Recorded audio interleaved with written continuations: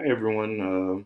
As we wrap up another semester, I'm going to walk you through different things I created in my professional portfolio, which I've linked all the assessments that we've done throughout this semester to my portfolio.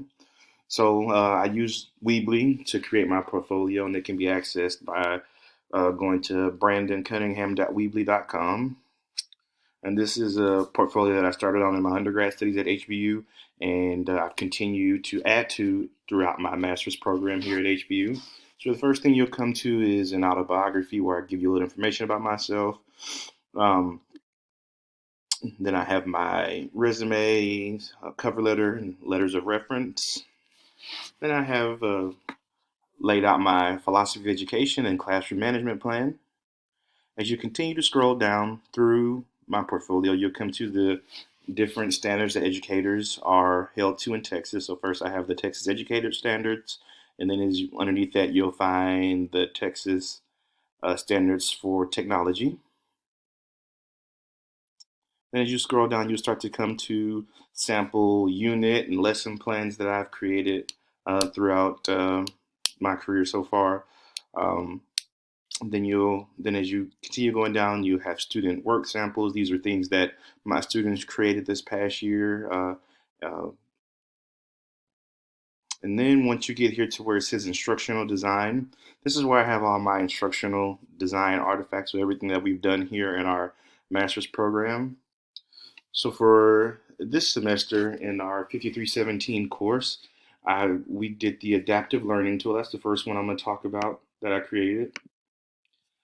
I did mine over Quizalize. Everyone, so the adaptive learning Quizalize is a good program that allows you to create different quizzes, and the students take them in a game setting, and you're able to align your quizzes with the TEKS. So as the students take the test, you can see which TEKS they're doing well on and which ones you need to go back and cover, and you're able to look at this quiz by quiz and then look at it overall for the year. The next thing that I created in this class is the lesson with gamification. So we had to include gamification in the lesson. So once again, I focused on the Spanish explorers of Texas, Spanish exploration and colonization of Texas for my unit. So my lesson was over the Spanish explorers, the ones that came through Texas.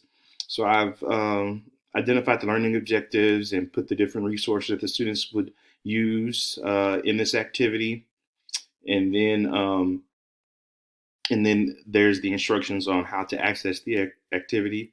I use Socrative.com for them to access the gamification activity.